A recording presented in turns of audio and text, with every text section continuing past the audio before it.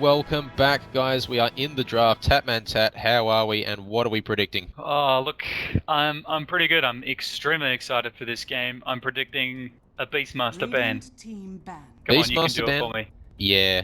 Well, in terms of teams tonight, Tatman, we actually didn't get to mention this in the pre-game talk, but I am feeling a little bit of the Teletubbies tonight. I reckon, actually, Game 1, the Teletubbies might be able to... I reckon they'll take Game 1, but Game 2, I'm still a little bit hazy. I reckon Beardman and Francine have the chance to take the second game. Look at that. Straight away, Stalker. targeting that Night Stalker. That's a respect ban for sure. The I do Lord like it. Boons. Night Stalker is a great way to open up your draft. We've talked about it many times. The Night Stalker and the Beastmaster. The vision is really important. When you have a versatile hero to open up your draft, it doesn't reveal much about your next moves. Exactly. Actually, yeah, I was just going to ask you there, Tatman, who are you predicting for Game 1 here? In terms of which team's going to win? I'm going to go Beardman and Francine. They're my boys. Yep. Yeah. I'm going to just be a little bit contrarian right now, Smoko, because you're Contrarian? going for the Teletubbies. Yeah. So I'm gonna support Beardman and Francine. Fish symbol, one of my favorite players because of his name. He's not actually a fish symbol though. He's not got his name here. Hopefully we'll see some great action from both teams regardless. Exactly. And I'm really expecting the Beastmaster ban here. So am I. We've also seen quite often what is it? Oh goodness, the Phoenix ban and the Bounty Hunter. Phoenix, Bounty Hunter, and Beastmaster, extremely common first phase bans. And they're taking actually a surprising amount of reserve time on this first ban, which is not common at all. I wouldn't be surprised if they don't ban anything at all. This is a little trick that Beardman and Francine have used a while back, and they actually do use the ban in the end. I'm a little bit, I'm pretty sure that the Teletubbies, if they get the chance, they will pick the Beastmaster, but they got to be careful because I think this is Beardman and Francine taking first pick here. I'm pretty sure this is them. No, the Teletubbies have first pick. You can tell by the arrow. arrow. They do. Come on, yeah, of course they do. Yeah, I should read the screen. Yeah, so they'll be keen. And they definitely won't be banning the Beastmaster here because Bounty Hunter. Look at that. Clearly expected ban. He's actually, I think he's one of the heroes that's banned far more than they are picked because he almost eliminates a certain type of playstyle in the early game, and the Beastmaster as well. Exactly. Imagine trying to jungle sort of, your Chens or your Enigmas, and you've got a Bounty Hunter roaming around. And we do know that Beardman and Francine and the Teletubbies, they do both run the Chen and the Enchantress and the Enigma and the Brewmaster in the jungle. Yeah, almost every team nowadays has a hero either in reserve or that they commonly pick that can jungle, that can transition into the offlane camp. Almost every offlaner nowadays gets an Iron Talon, transitions into the offlane camp so they can just catch up on that little bit of farm, and Bounty Hunter just stops that. You don't really want to leave your lane against the... And even more recently, we've seen Ricky take up that same position, roaming around the early game, picking up that Orb of Venom, and just generally being a pest in the landing stage, harassing mid, making sure that, pulls are going wrong or stealing those large neutral creeps at the last hit. So, yeah. Well, I'm actually... Bounty and Ricky, interesting picks. I'm a little bit surprised that the Teletubbies actually banned the Beastmaster themselves. Obviously, they didn't want to run it because they had the first pick, and I mean, they've already taken out the sort of the well-known counter to Beastmaster, which is the Night Stalker. They've already banned it themselves. Maybe they just want to completely reduce Lord Boons' hero pool to nothing. They've actually picked the Doom here. That's a really, really common first pick. Doom is like what we were talking about before. It doesn't reveal too much about your draft, and it severely limits the options of Beardman and Francine. So Doom is a fantastic spell as long as you get it off, and it limits those heroes that rely on huge ultimates, like sometimes like Juggernaut. And Phoenix, classic pick, and the Darkseer. Darkseer is a hero that is picked up far more often than he's banned, I think, just because he's naturally gets farm in the offlane regardless of situation, and he can transition into the jungle. Phoenix as well is just a fantastic hero. The Sunray is ridiculous. You just need to be careful about picking Phoenix this early, I think. Even though Phoenix is, first pick material a lot of the time, it's dangerous to pick a Phoenix early because then it's very easy for the Teletubbies to pick up natural Echo Saber carries. I mean, I've even seen a few Dooms pick up Echo Saber when they're up against the Phoenix. Well, the thing is, I like like you mentioned, the Darkseer and the Sunray. You just imagine you vacuum everyone into a Sunray. It's a fair bit of damage, but this Doom, I mean, Doom is just a hero who's going to do fairly well against Phoenix, because once you get level 6, the hero, and he roams as it is, so once he gets level 6, he's going to be heading over to that mid lane or wherever, and I do agree that he will reduce the hero pool of Beardman and Francine. Obviously, heroes like Puck or Queen of Pain just can't handle being doomed, and they rely on being able to escape, and they won't be able to do it here, and Disruptor's actually the position 5 here for the Teletubbies. What do you I mean, I reckon he's pretty good against Darkseer, glimpsing back after the surge. He's got the glimpse to instantly kill illusions, which can come in handy, just in case Beardman and Francine wanted to pick up an illusion-based hero. Static Storm is incredible against Slark. It's almost like a pseudo counter. It's not necessarily like, okay, you Static Storm and then Slark's dead, but it's one of those all-important AoE abilities that silences him, and he can't purge the silence off because it continually applies itself over the duration. So it's almost it's that sort of a pseudo counter, because I don't think Disruptor counters him all the way, but it is a great step towards it, and it's a pick that hinders the options for Beardman and Francine. Well, yeah, I mean, you can just imagine the surge from Darkseer. He's trying to run away, and all of a sudden, level 4 glimpse. No, it doesn't matter how far you get, you're going to get glimpse straight away, and that surge is going to be on cooldown, and you're going to have no option. And look at this. They've already banned out a natural Echo Saber carrier, which is, and 2 of them actually, well, mainly just the Faceless Void, but Juggernaut, he could have also thought about it if he wanted to.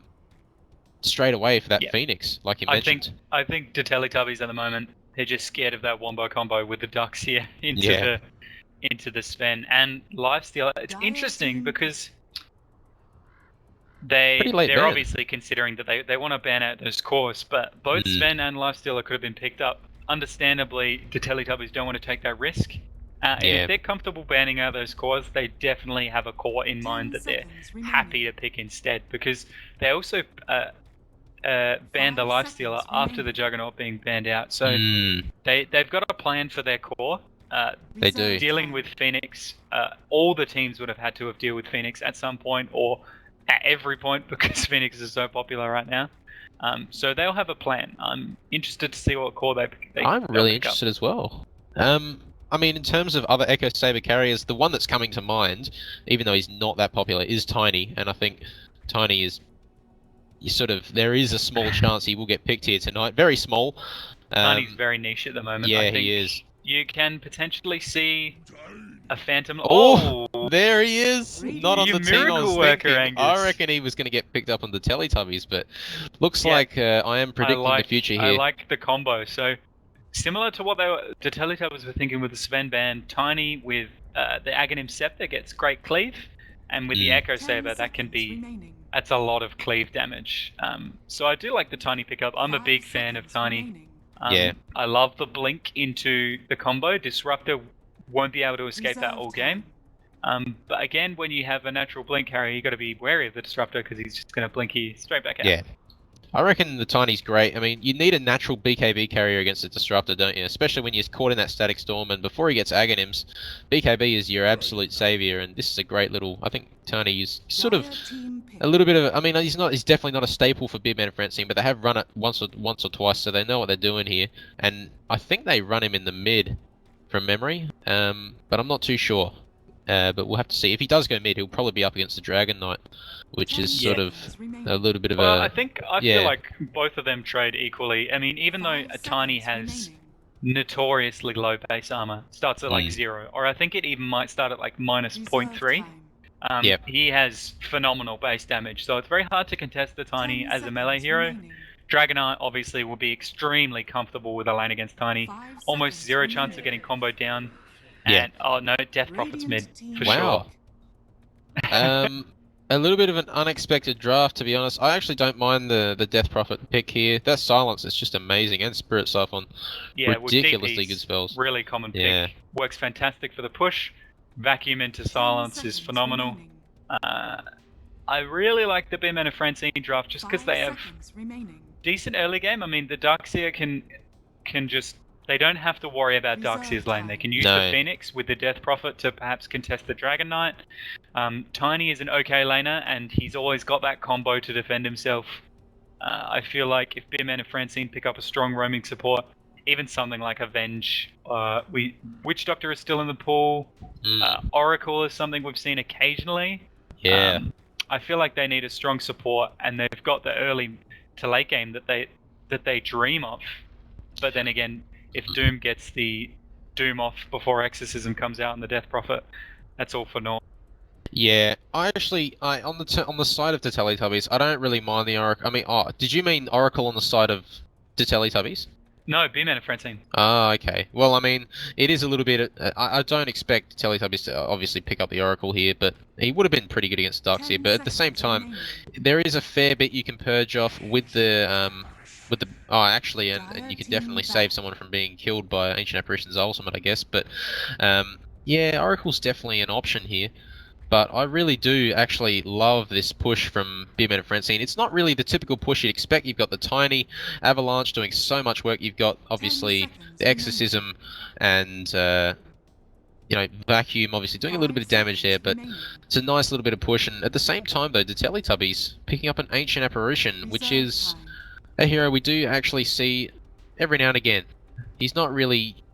he's not super uncommon, but he is picked up every now and again. He does definitely count as that one item, Tatman Tat, the armlet. Yeah, for sure. I don't think Tiny will pick up an armlet though. No. It's not something that I've actually seen. I think it's simply because it delays his other items too much. Armlet might be okay on Tiny, but it's certainly not great. And you really want that Blink Dagger early. I'm not sure if I really like the Ancient Apparition pick from the Teletubbies. I think it's very defensive. Yeah, it is Ancient Apparition is a very static hero, and I don't think they can afford to give Phoenix or Tiny the lane that they dream of. Tiny, if he gets that blink, the Disruptor and the Ancient Apparition are food for him. I mean, even someone like Doom with low base armor, or even if Dragon Knight before he picks up the armlet, Dragon Knight has a lot of armor, but not necessarily a lot of health. So they have a lot of magical nukes. But then again, when I think of magical nukes nowadays, you can stack pipes, which is absolutely huge. Doom is a natural pipe carrier. He has the farm to keep up with it. Yeah. Oh, and the Spectre. This explains the defensive pick from me. Yeah. Well, they definitely don't want to be that aggressive early on. I like the Doom pick. He's great early on with that Infernal Blade. It's a ridiculous amount of damage. That mini stun is very punishing, and also the Disruptor's great in lane. Did they miss out a Apparition? I didn't even notice. They did, yeah, they do that sometimes. I've seen them do that. And look at that, 1 second of reserve time for the Teletubbies as well. And the Rubik, the final pick here. I was thinking about this, and I didn't say it. I was thinking about the Rubik. Yeah, look, the Lord Boon's picking up the Tiny, actually. I mean, typically going in the off lane, he could be going into this. Actually, he played safe lane last time, didn't he? Not sure why they keep swapping it up. It's more like that off lane position we've seen more and more recently. Teams lean more towards this tri-core setup because of the introduction of the off lane camp. As the off lane is far more forgiving than it used to be in terms of farm. Exactly. So we're seeing a lot more of these tri-core setups. The offlaner starts off as the 3 position, but then he switches. The Tiny and the Darkseer might switch, and the Tiny becomes the 2 position, or the 1 position even, because they have a Death Prophet. Yeah, I mean, it all depends how they go. But,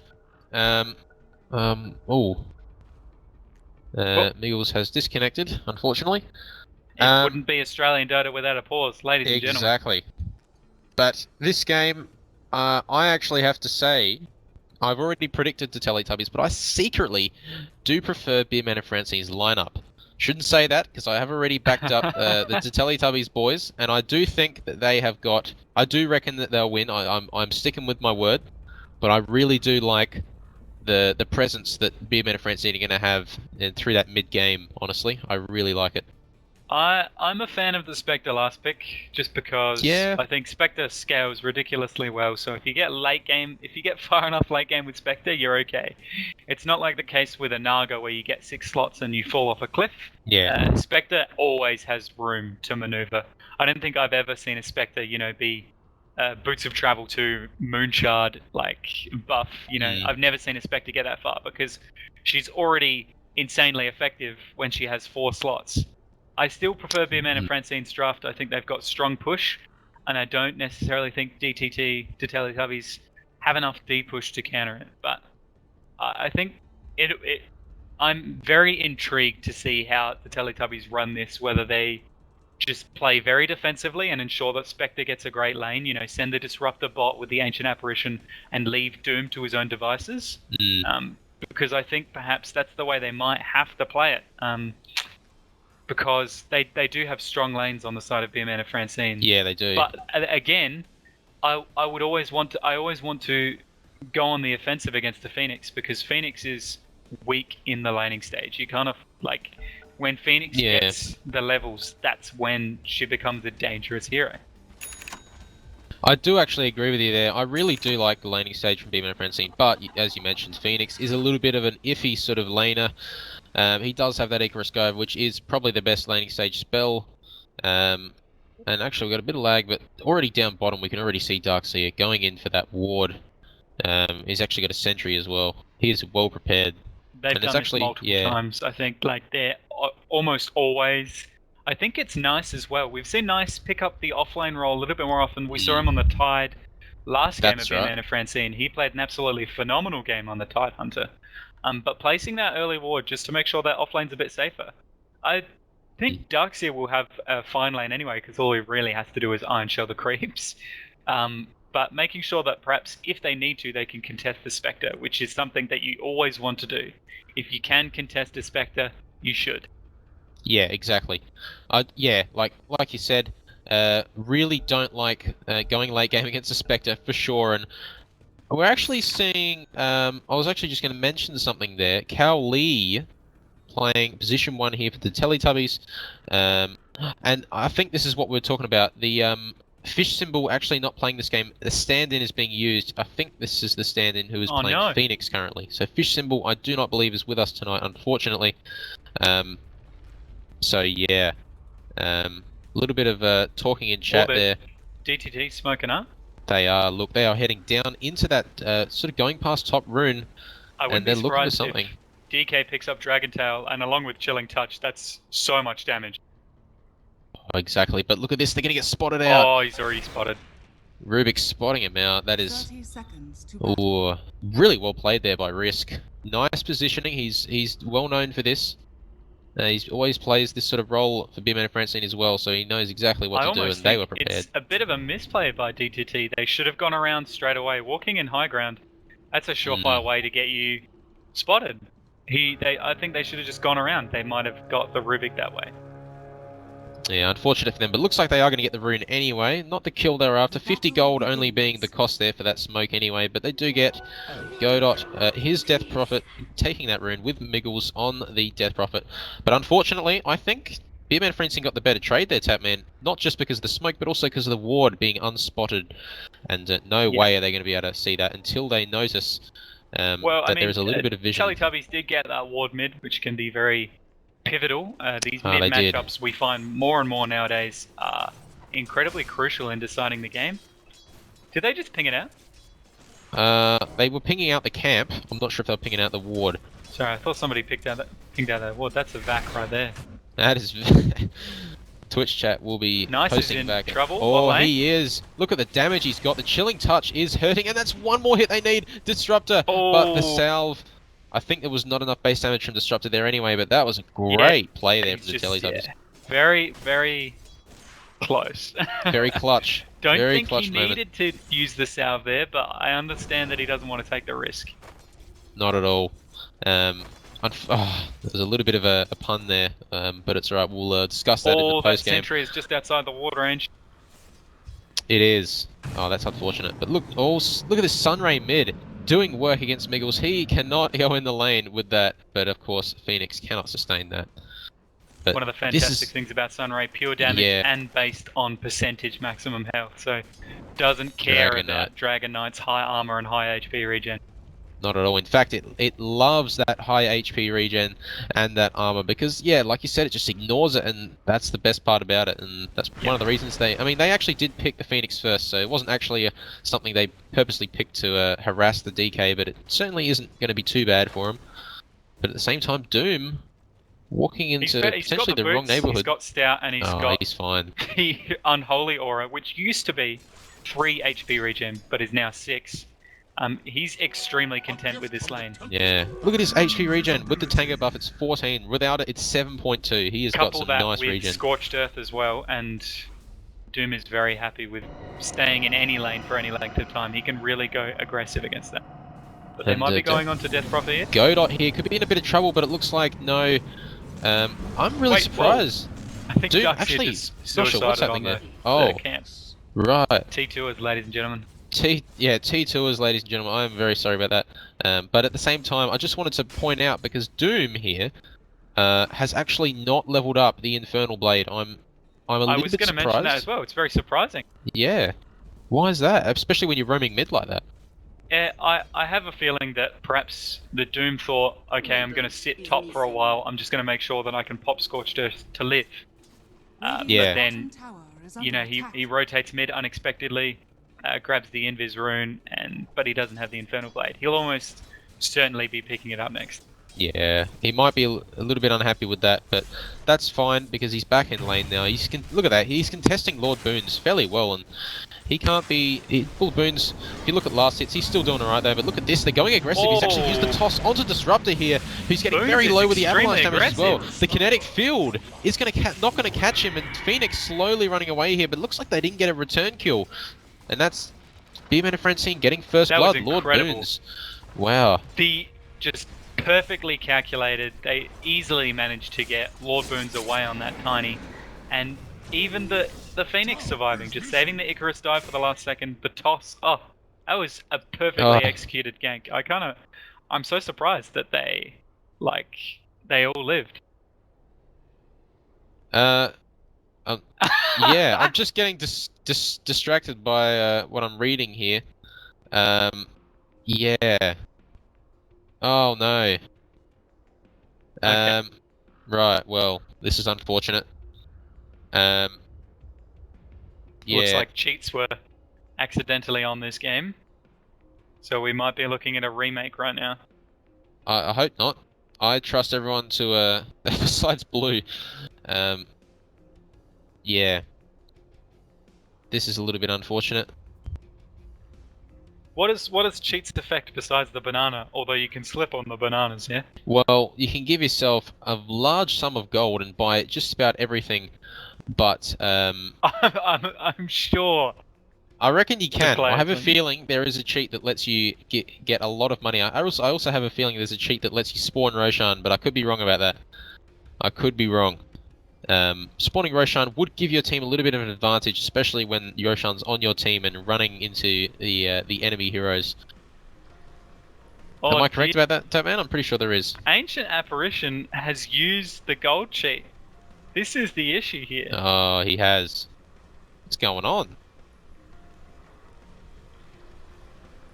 I'm not sure why. Removed. Alright. Excellent. He removed it with... no. Well, this is a sticky situation, especially because I feel like Beardman and Francine getting the upper hand in the first... I know it's only 4 minutes in, but getting the upper hand in the laning stage at the moment. And I feel like they got the upper hand in the draft as well.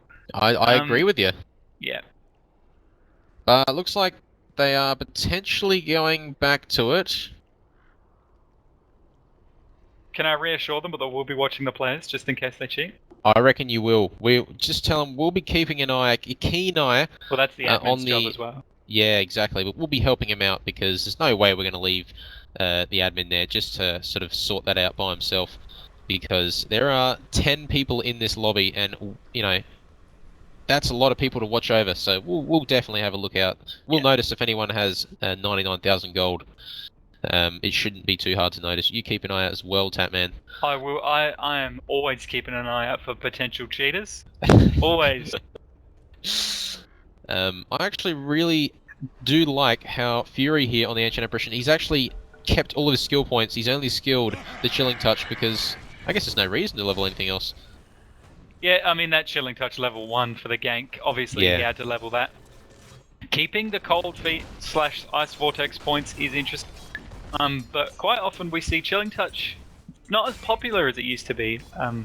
Chilling Touch used to be that skill that, as a team, if you wanted to get early kills, you'd level first. But more often than... Oh, is he going to get him? Oh, there's a lot of damage. Actually, he's committing to it. I didn't realize he'd go this far, but look how close he was. And he's actually forced a rotation out here from... Oh, and Fury's actually cancelled his TP. I mean, this is no glimpse on Disruptor, so there's no way they're going to be able to kill him here. I actually really just wanted to mention before, Fury here actually did skill the Chilling Touch when they went smoking at the very start. I remember. Yeah, so... Definitely confident in that, but he has actually decided to go for Cold Feet here.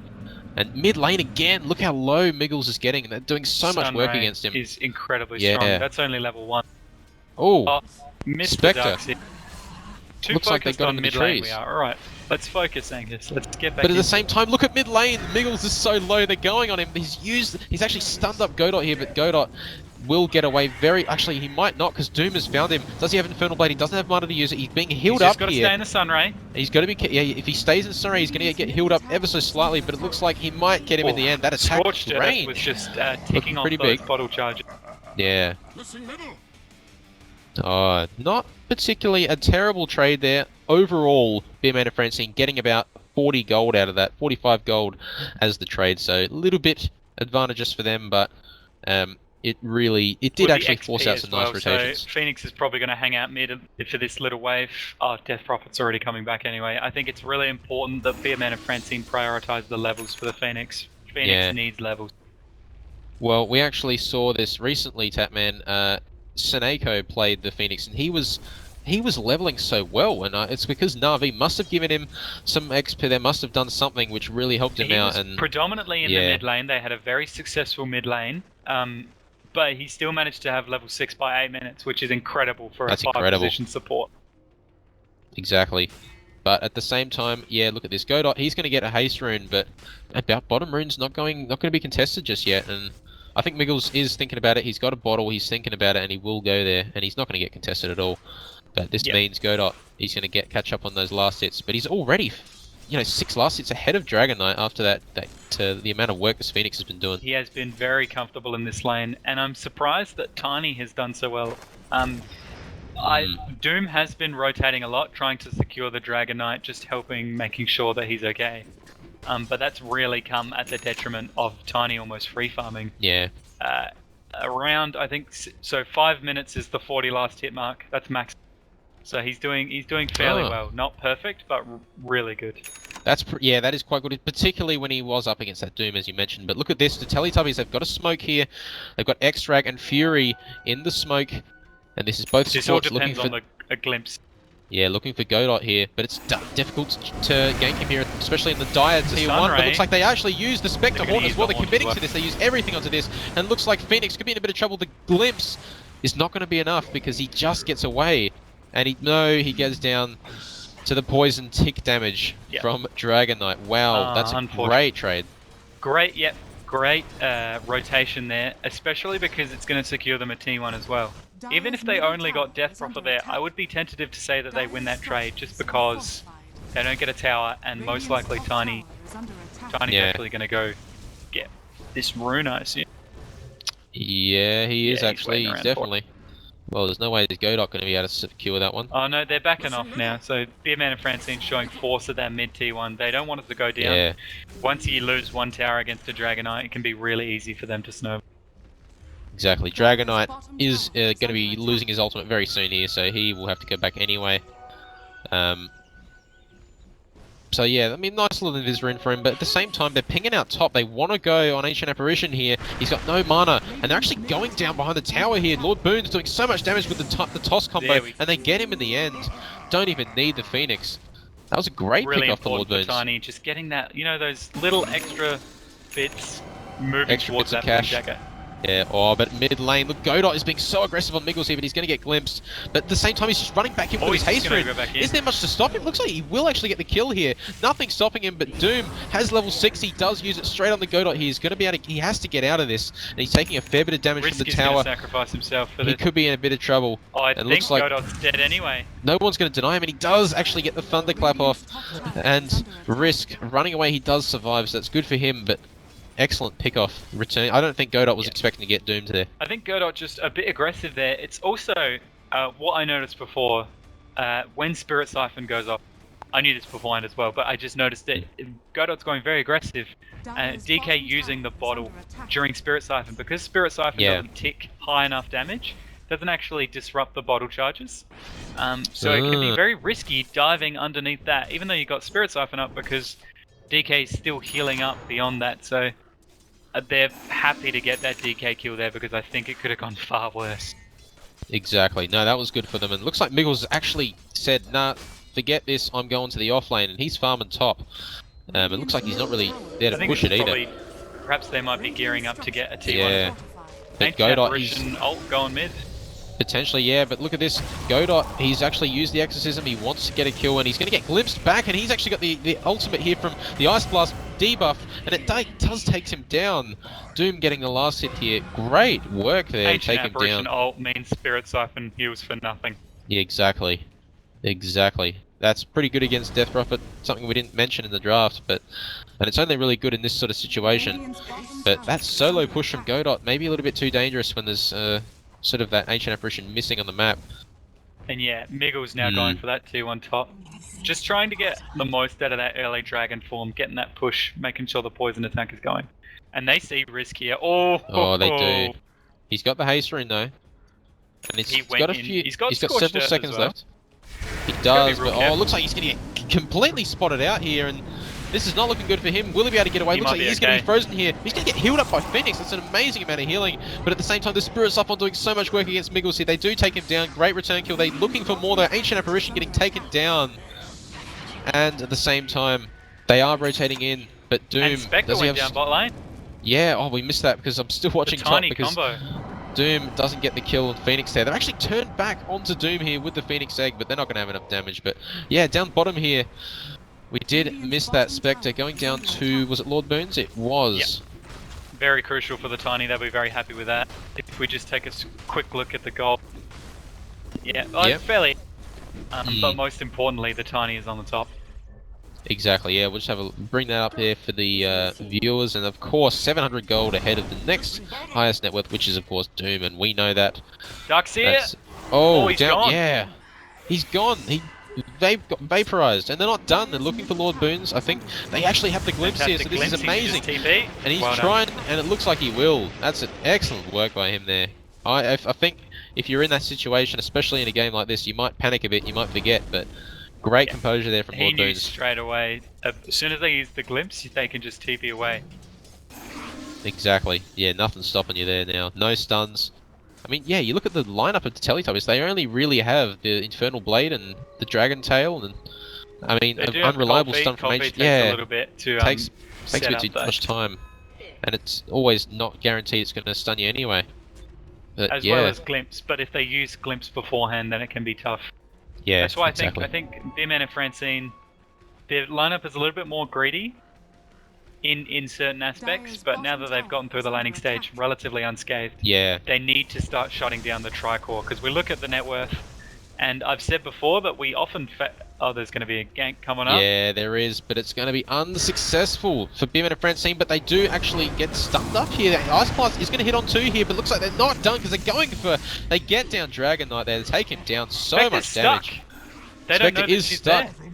They can't tell. Oh, got to be careful. Spectre doesn't want to leave the lane at the wrong time. They are actually... They go looking here.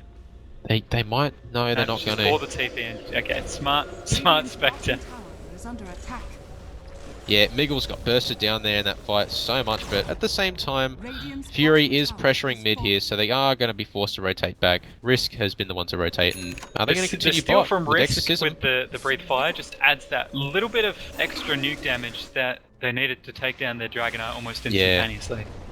They're looking to get Risk, actually. They've rotated in. The Blink Dagger from Doom completely exposed. That's a nice little Blink Dagger there, and they do get the Ice Blast coming in now. It won't land, but they don't know if they need it because they got the Doom damage. Phoenix being caught out a little bit here. Don't know if this needs to happen. This is not good for him, but he actually does go down in the end.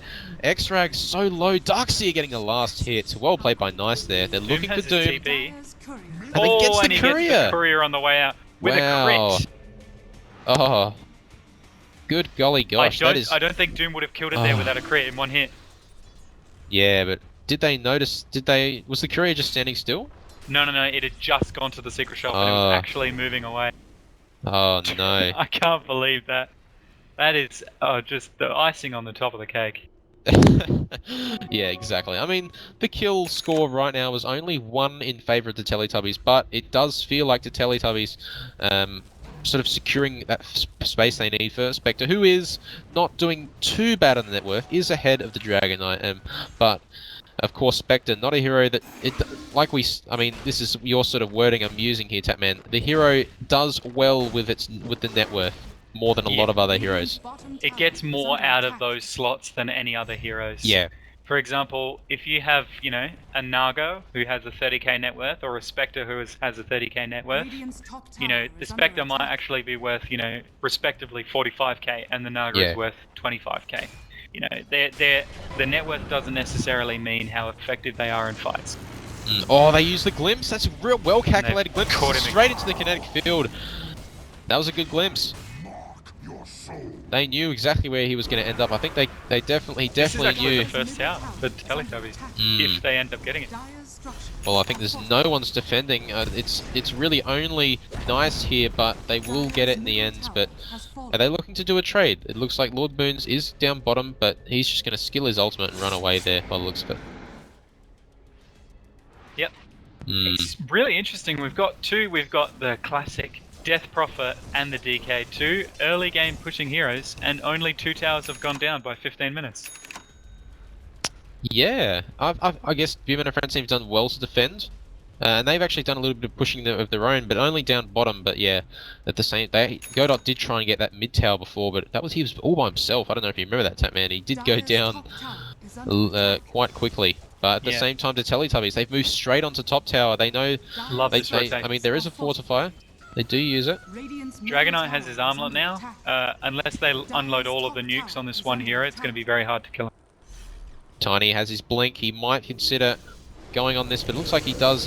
He actually just blinked away. Oh, he did, and it looks like he's going to get doomed, and he's going to be in the kinetic field. Nothing stopping him from going down here. Doom just leading the charge here. He's going to get a little bit low here. He's got to be careful. Risk going to get it very low as well. And it looks like he will go down. The Phoenix Egg doing a fair bit of work against Spectre though, but the fight continues because Godot is... Oh, he's actually going to get trapped in the kinetic field and he couldn't continue chasing. I wonder if Lord Boons accidentally if he's on quick cast, had his mouse somewhere else, or double tapped his blink there because he blinked backwards. Yeah, I don't know if it was reflexive or something, and then walked straight into the Doom blink. That was not great for Beardman and Francine, getting caught in the static storm. Yeah, a little bit unfortunate for him, but at the same, I mean, I was going to say at the same time, but I just realised the Teletubbies actually getting 1k gold out of that fight, so that was great for them. And you know, you look at the net worth graphs here, Tapman, 3k going the way of the Teletubbies. And that's even more scary considering they have a Spectre on their team. Yeah. Spectre can participate in any team fight at any time, and that's what makes her such a great hero. Not only does she scale very well, but she can come back very easily with a few key haunt kills. Exactly. We see that she's actually the lowest net worth of the Tricores on the Teletubbies, but a haunt at any time can bring her straight back up, especially if it goes onto a Tiny or a Death Prophet who have great net worth. And not sure what's happening in the chat there, but at the same time, they're pinging out that ward there. I think they know that Extrag was warning there, but they are potentially He's looking gonna for it. see They use the blink straight onto him. This is a lot of damage, and he just needs to get away. He does have the kinetic field. He does use it, and the Infernal Blade instantly putting an end to that. But Phoenix wants to get the burn damage, doesn't get it in the end. The Ice Blast coming top, and it does hit, but there's no one there to go for. He missed that toss, or he couldn't get it rather, because it was uphill by half a second. Otherwise, the extra avalanche damage would have killed him. That was so low there. How much? I don't know how much. I think he had about 23 HP. I think that was the number I've got in my mind. That was pretty clutch. I can't believe he got away there, but looks like he did, and he is just going to go back to base and heal up. Good I am little. surprised Beardman and Francine aren't taking a little bit more of an aggressive tack. I think that they have the team fight to do well, as long as if they pick off Disruptor or Ancient Apparition at the beginning of the fight. I feel like there's not much Teletubbies can do. Obviously they have the Doom and the Haunt and Dragon form, but Static Storm and Ice Blast are incredibly crucial to Teletubbies team fight, and they're going to smoke up right now. Exactly, yeah, they've gathered around, they've used it, the Radiant scan just has used been the used. scan though, they're going to walk into it. Oh, they are! They walk straight into it. Oh no, the Teletubbies know it. They've pinged it. Great scan. I don't know how they predicted that, but they pinged it like crazy. They're smoking up themselves. But are they going to run uphill? Looks like they are going to blink straight onto this. Doom being the one they want to take out. They do get the Doom off though, straight onto Godot, but they do take down the the Rubik rather, going down very quickly there. Lord Boon's just alive. He does go down to the Thunderstrike damage. Phoenix Egg is being focused. They do get him down as well. And Darkseer, that's a team wipe. Wow. Incredible. That scan made all the difference. Incredibly well played there. That scan, I would almost be tempted to say that that's going to win them the game right there. Well, I don't even know what to say. I mean, that is... why would you want to watch the middle majors when you can watch this? Because that is an amazing play from the Teletubbies. I don't think we've seen a scan that great and with this that, whole league. Look what what we were just talking about before.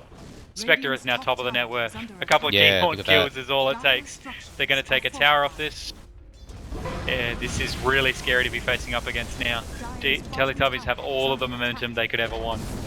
Exactly, and looks like this could be danger here for Phoenix and Rubik because they caught out into the kinetic field, but it looks like they're going back aggressive onto Doom here. The pipe is up on Doom though, up as well. And the glimpse putting it into that completely.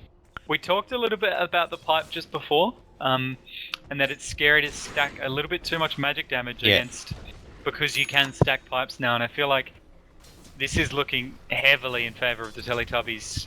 Just that Tricore being ahead of the Tricore of Beardman and Francine. And the Disruptor almost being on the net worth of a Darkseer is very worrying. Yeah. Darkseer should always be quite farmed compared to other supports in the game.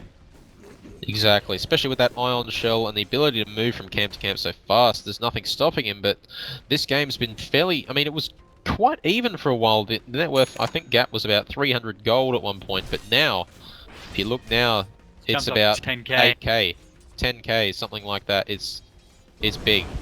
That's a big net worth lead. So. And the issue is like Teletubbies have a lot of momentum-based heroes. Dragonite, Doom, and Spectre. If they all get the starts they want, they can be very difficult to like stop. Yeah, I mean, we were talking about how even of a matchup this is, but we are seeing that up until that fight there, it was fairly even. But yeah, that was a great scan there. That is the scan of the league, I think. Tatman, I'd have to say with confidence. That is going to be the scan of the league. I think we've sort of forgotten about. Even some of the teams have. But it can be just, as we've just seen, very crucial. And yeah, Spectre already has the relic. She's halfway towards the recipe of the Radiance. That's going to stop the blink of Tiny. It's so scary to be up against right now. Yeah, there aren't really any natural MKB carriers for Beardman and Francine. I mean, Tiny, I guess you can. I guess he's not too bad with it. He's actually got his Echo Saber up, which is great for him, but yeah, that's going to be hard. That miss rate is 17%, but at the same time, you always notice it, don't you? You always miss. Very much. Guaranteed to miss, yeah. The 17% is more impactful than you might think, simply because it affects everyone on the enemy team, regardless of their target.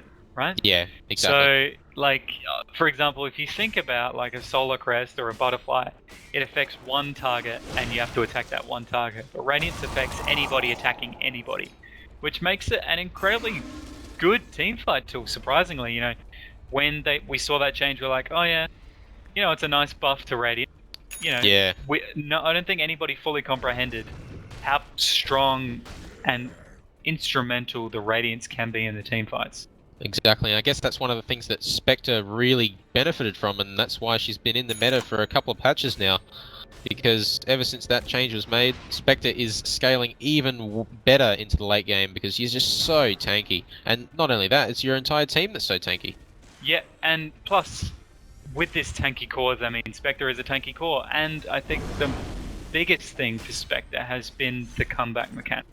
Yeah, the fact exactly. that you can be behind on a Spectre who notoriously doesn't have a very good laning phase, and then you can just straight up get a couple of key horn kills and rocket yourself up to being #1 in net worth. It's very important for a hero like Spectre. Yeah. Well, I mean, this definitely is an example of comeback mechanics. 6.83 being the patch, a lot of people didn't like the introduction of comeback when mechanics, they were introduced, they were, yeah. Oh my goodness, they were more than quadruple the effects they are now, I feel. I remember they did change that. Yeah, so Fury's had that Midas up for a while. He has. And he's definitely on his way to that Aghanim Scepter. And they've actually smoked here as well. This is something that, I mean, Beardman and Francine could potentially see this and they might even use their scan. But they're not sure where. You just don't know where, and they're heading straight through middle. Godot, he's not going to get spotted out unless he runs up that hill. He doesn't. But they are circling him. They are. Oh, Risk is going to take the bait. Risk is going to be the target. He is going to sacrifice himself. He's stealing everything, lifting them up, and he is just going to get right-clicked down. Gets a little bit of damage out, but the pipe just completely negates it. Well, I think the pipe would negate it, but if you know, there's so much regen at this point, it's just going to run away. It's just going to run out straight away. But that was, I guess, a nice little. They get 312 gold overall from that pickup. Oh, and it's just the smoke is a vehicle towards the push. You know, if you don't get a kill on the smoke, it's not always as bad as you might think it is. No. Because it's just, you know, it speeds you up a little bit. Well, it also puts your team off the map and it makes everyone play passive, and even, I mean, at this level of Dota, you're smoking and you've always got a ward ready, so you can definitely get a ward that's going to go unseen into the enemy jungle or something like that, so great to see them get that pick off. Darkseer's actually gone for the Blink Dagger before the Guardian Greaves, which I'm very much a fan of. We actually played a game earlier, Angus, where we had a Tide, who we told to get Blink Dagger before you finish those Guardian Greaves, or even the mech, because sometimes you need to make sure that you just get that initiation, because initiation is so important in this meta. Making sure you can get the Vac Wall combo off into potentially an Avalanche combo, Supernova. That potential is always there on Beardman and Francine. It's like, you know, a Magnus. You always think with a Magnus, any good RP can win a game. Well, any good vacuum can win the game. So let's hope that we see something. Exactly, but we are about to see something that gets straight on to X-Rag. He is going to get completely bursted down and burned to the ground, and they're looking for Doom here. Does he have Pipe available? Looks like he goes down regardless. Spectre actually getting the Tiny here with the Ice Blast debuff, and they're looking for Dragon Knight. I think they might even need to be careful. They could turn around. They could easily turn around. He has got stun available. Although, does he have ultimate? Not again. He's straight away the BKB. But he has to be careful here. Godot being slowed up here, but looks like, oh wow, that's a lot of damage. And Darkseer falling straight there. Risk has to be careful as well. He's going to get taken down at the T-Tours, everyone. Death Prophet getting focused, the last one alive. Do they have any way of preventing this? Looks like they just get the Dragon Tail off in time. Extremely well played by Teletubbies. Especially realizing, instinctually, a lot of people might look at that fight and think, okay, we've lost 2, but we've got 2 kills, so let's just back off. But they realized when they were running, they're like, guys, we can turn this. And they turn, and they get 3 kills out of it. Easy as pie. So the DK, his item build coming in very handy, popping the BKB, Shadowblade giving him very nice attack speed as well as damage, and he just chomps down on that Rubik. Exactly. Did you see that damage though? I'm not sure what it must have been Dragon Breath on the Darkseer. He just got blown up. It was absolutely blown up. The combination of Armlet, Shadowblade, BKB, and Treads. He attacks fast and he hits hard. And he's tanky as through all of it. Which is incredibly worrying for Beardman and Francine. Although they have the tools to deal with it, they've got Spirit Siphon, they've got Sunray, so they do have Oh, we talked about this. It's a nice ability to use on Phoenix, but the Surge, gonna just put that at rest. Actually, something I was gonna mention with the Dragon Knight. I mean, you just once you get that Spectre Radiance, not only is he's pretty much got like half a butterfly of his own then, doesn't he, the Dragon Knight? He's just going to avoid so much more already on top of being tanky, and he's actually gone for the Silver Edge, which again will make, if he uses if he uses it on Tiny, which I'm assuming he will, that's Tiny's damage cut by 30%. Oh, it's also Craggy gone. Yeah, exactly. And that's 5 armor. Tiny has 2 armor after Craggy's gone. Oh wow, looks like they are going on to Miggles here, but he is straight through this. He's got the BKB, there's nothing stopping him. Godot has to run away. He's actually going to just go down to the Spectre dagger damage, and they're looking for Nice. They take him down as well. The Phoenix Egg's been used, but they're going to focus it down completely. Nothing slowing their attack speeds here. The Ice Blast is still going in, but it looks like it might even get Risk just out of position there, and they might even chase him here. They are not.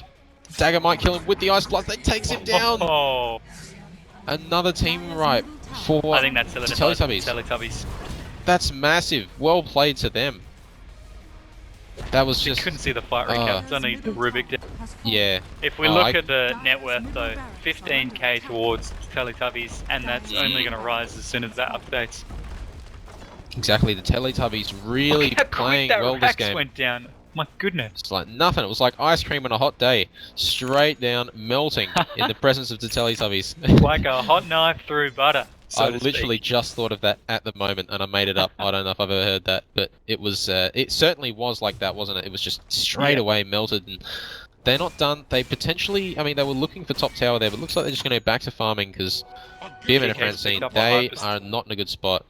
Yeah, that's potentially a Moonshard or an AC. Probably the AC, I'd say.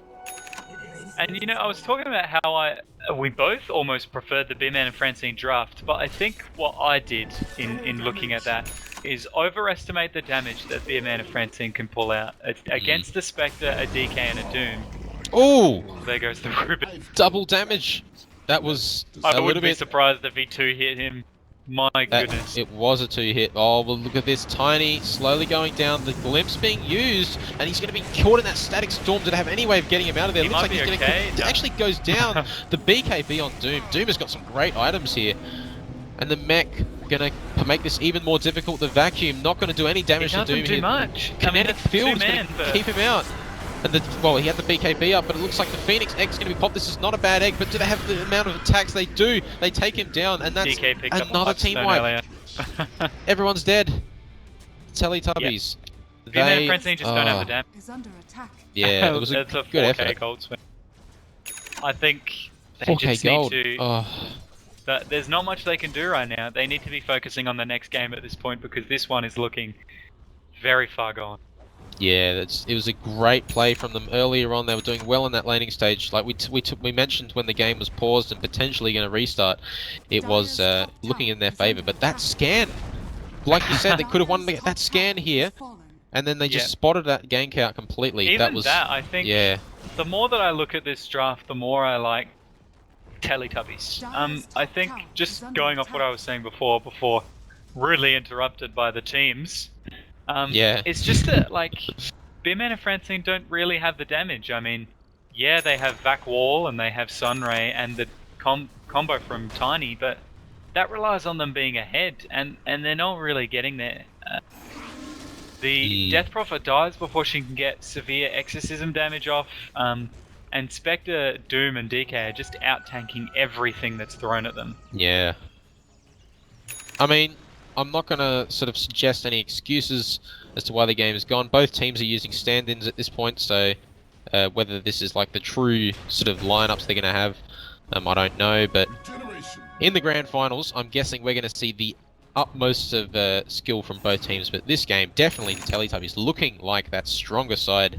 And I do agree with you. The more I look at the Teletubbies draft, I do sort of tend to like it a little bit more. I don't know I'm still not sure if I liked it more than Beardman and Francine, but at this point in the game, I'm certainly favouring the draft of the Teletubbies. 32 minutes in, it's getting better and better for him. I think it relied very much on the Dragon Knight and Doom getting great lanes, and really hard to shut Doom down when he's got stout boots, scorched earth, and an aura that gives him 6 HP regen.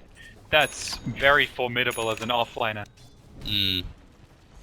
A little bit of action in the chat there, but at the same time, yeah, I mean, if I'm still looking at net worth here of each hero, and Cowley on that Spectre is wailing ahead of Tiny, 8k ahead of him. And look at this, they're going straight onto Tiny. Well, they use the Doom, they use the Ice Blast as well. The mech going to be great. Looks like he is going to be temporarily alive here. He does go down as well to the Thunderstrike damage as well from Disruptor. They keep chasing him over. They've used the ultimate here. Phoenix Egg not going to be enough. The buyback from Tiny though. He's still keen to do something, but the Diffusal Blade onto Death Prophet here. Godot's being stunned up here. They have a lot of damage onto him. He's regenerating a lot from Spirit Siphon, but of course, inevitably, he goes down. And Tiny, the only one alive from the buyback. I've seen the Teletubbies have far less convincing games against far less strong teams. They certainly have. This game here, they certainly played well, and that lineup did pay out from in the end. The Ice Blast onto Darkseer. The game's already over, and this is game 1 going the way of the Teletubbies. 41 kills to 13. They will be keen to try that again, but Beardman and Francine, they're not out of it yet. This is only a best of 2, and this doesn't really show the end all of the league at all, so we'll be going into that very soon. See you soon.